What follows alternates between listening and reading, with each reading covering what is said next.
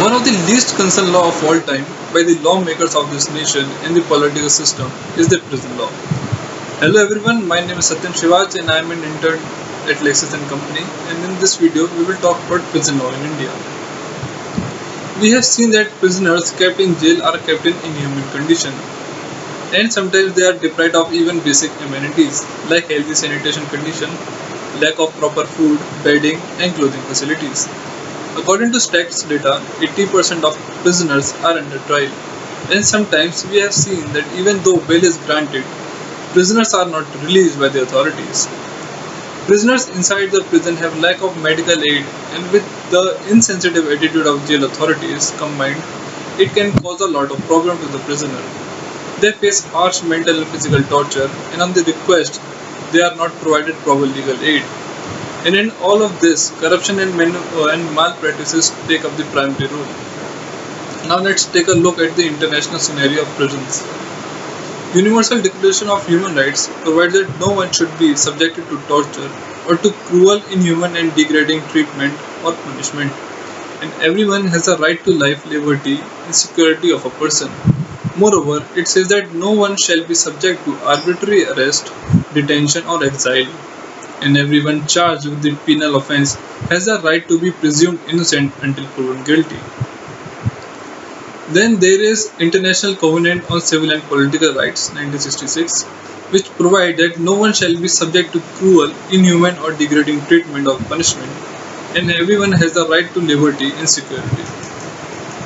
And also stated no one shall be subject to arbitrary arrest or detention, and the promote of liberty by treating with humanity and with respect for the inherent dignity of the human person. And it also forbid be imprisoned on merely on the grounds that it is unable to fulfill the contractual obligation. Then there is Declaration on Protection from Torture 1975, which provides that no state may permit or tolerate torture or other cruel, inhuman, degrading treatment or punishment. In exceptional circumstances such as state of war or a threat of war, internal political instability, or any other public emergency may not be invoked as a justification of torture or other cruel, inhuman, degrading treatment or punishment.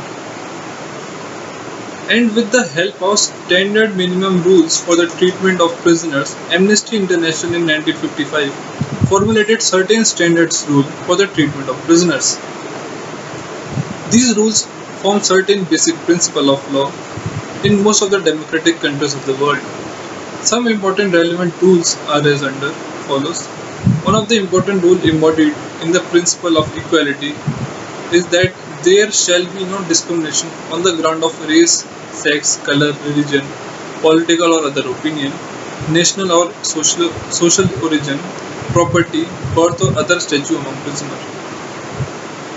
Then the United Nations General Assembly adopted Convention Against Torture and other cruel, inhuman or degrading treatment or punishment, which states that each state shall be party and take effective legislative, administrative, judicial or other measures to prevent act of torture in any territory under its jurisdiction.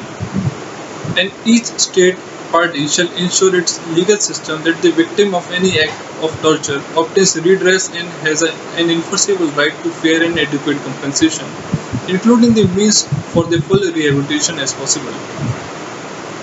Then our Constitution of India provides certain basic rights which has been guaranteed in Part 3 of the Constitution, which are available to the prisoner as well as because prisoner is treated as person in the prison. Article 14 of Constitution says the state shall not deny to any person equality before law or equal protection of law within the territory of India. Then our government has enacted the Prisons Act 1894, which regulates the prison in India and also provides provisions for the accommodation and sanitary condition for prisoners. Moreover, provisions for the shelter and safe custody of the excess number of prisoners who cannot be safely kept in any prison, and provisions relating to mental and physical state of prisoners. Then there is Prisoners Act 1990, which provides the relevant section with reference to prisoners, or the imprisonment or confinement shall be constituted as referring also to reformatory schools to detention therein.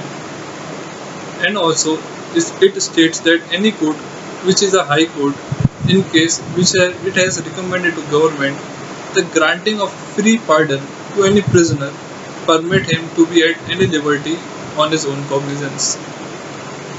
Then there is the Prisoners Attendance in Court Act 1955. This act contains provisions authorizing the removal of prisoner to a civil or criminal court for giving evidence or for answering to the charge of an offence. Then the last act which we are going to discuss in this video is the Transfer of Prisoner Act 1950. This act was enacted for the transfer of prisoners from one state to another for rehabilitation or vocational training. This act is also helpful to transfer of prisoners from overpopulated jail to less congested jail within the state. That is all for today's video. Thank you for watching.